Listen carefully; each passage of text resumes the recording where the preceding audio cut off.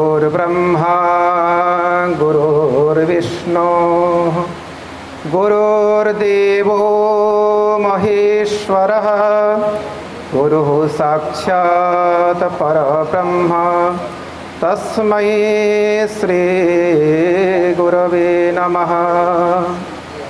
ध्येयः सदा परिभवग्नमभीष्टदोहम् तीर्थास्पदं शिवविरञ्चिनुतं शरण्यं भूत्यार्तिहं प्रणतपा लभवाब्धिपूतं वन्दे महापुरुषते चरणारविन्दं वन्दे महापुरुषते चरणारविन्दम्। अस्तु हरि शरणं हरि शरणं हरि शरणं। बहुत ही आनंद का विषय है।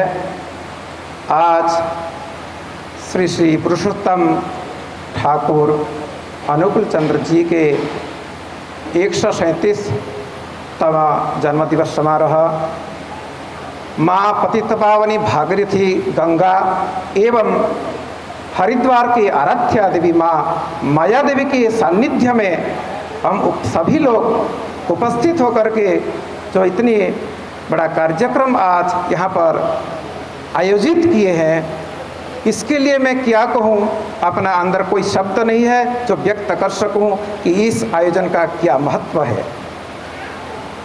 सबसे पहले ठाकुर अनुकूल चंद्र जी के चरण कमलों में अनंत कोटि कोटि प्रणिपात करते हुए एवं अनुप्राणित समस्त व्यक्त अव्यक्त समस्त ऋषिगणों को वंदन करते हुए यहाँ पर उपस्थित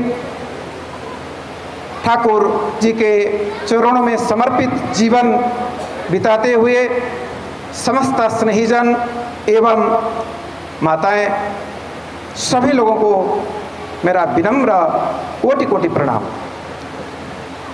मेरे बगल में महापुरुष बैठे हुए हैं महंती जी, उन्हीं के चरणों में कोटि कोटि प्रणिपात एवं दिल्ली से आए हुए हमारे जगमोहन जी, उनको भी स्नेह भाजन के साथ प्रणाम एवं मेरे प्रिय बंधु डॉक्टर दिलीप कर जिन्होंने मुझे यहाँ आने के लिए निमंत्रण दिए थे और उन्हीं से हम लगभग 2 साल पहले जब उनके साथ मेरा मुलाकात हुआ था तो उन्होंने मुझे बताया कि ठाकुर अनुकूल चंद्र जी के बारे में आप कुछ जानते हो क्या।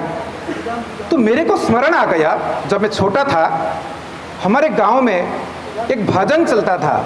वो क्या है आप सभी लोग बोलते होंगे, जय राधे राधे कृष्ण कृष्ण गोविंद गोविंद बोल रे। तो ये जो भजन था, मैं भी पूरा गाने के समय में नहीं जा रहा हूँ, समय बहुत कम है, 2-3 मिनट में ही मुझे कहना पड़ेगा जो भी मुझे कहना है। तो उस समय में इतना सुंदर मुझे ये लगता था ये भजन, ये किस संप्रदाय में ये चलता है, अरे ये कृष्ण भगवान का है। मैंने बचपन से ही जय कृष्ण कृष्ण कृष्ण करता रहता था।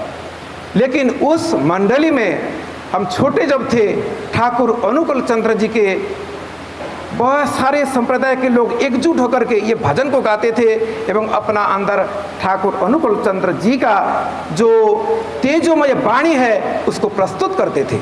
और मेरा जो जन्म स्थान है वो उड़ीसा है, तो उड़ीसा में ठाकुर अनुकूल चंद्र जी का सारे बहुत जगह में इनका हमेशा समारोह आयोजित होता रहता है।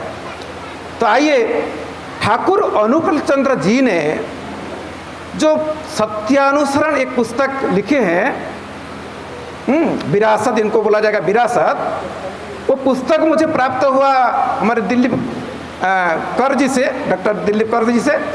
और उस पुस्तक में पढ़ा, पहला शब्द ही मैं जब देखा, पहला पैराग्राफ जब देखा, मेरा मन छू गया।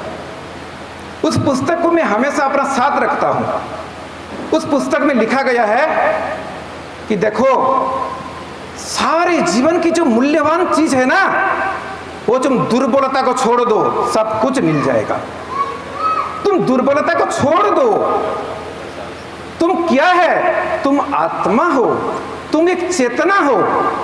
या देवी सर्वभूतेषु चेतनित्य विधीयते। तुम आत्मा के उद्गार हो, तुम निराशा मत हो। उनका पूरे जो किताब में जो वाक्य है वो तुम अपनी दुर्बलता को छोड़ करके अपनी आत्म जागृति को प्रशस्त करो। स्वयं सुखी बनो एवं दूसरों को भी सुख दो। इसलिए भर्तृहरि शतक ने कहा, काशी क्षेत्रम शरीरम त्रिभुवन जननी व्यापिनी ज्ञान गंगा। ये शरीर जो है काशी क्षेत्र, इदं शरीरम काशी क्षेत्रम त्रिभुवन जननी व्यापिनी ज्ञान गंगा। ये शरीर में ही ज्ञान रूपी गंगा प्रवाहित हो रही है। भक्ति ही श्रद्धा मयेयम निज गुरु चरण ध्यान युक्त प्रयाग।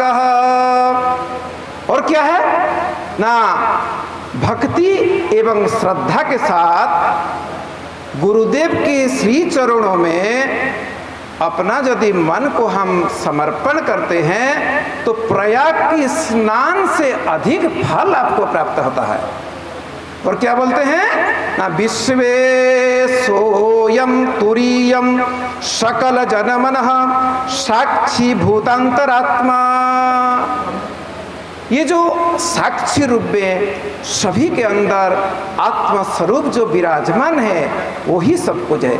देहे सर्वम अदीयम यदि बसति पुनः तीर्थं किमस्ति। तो दूसरे तीर्थों की क्या आवश्यकता है? तुम्हारे अगर शरीर में आत्मा स्वरूप विराजमान है तो सारे महापुरुष लोग, ठाकुर अनुकूल चंद्र जी ने क्यों ये संसार को आना पड़ा उनको? वो भगवान के पार्षद थे।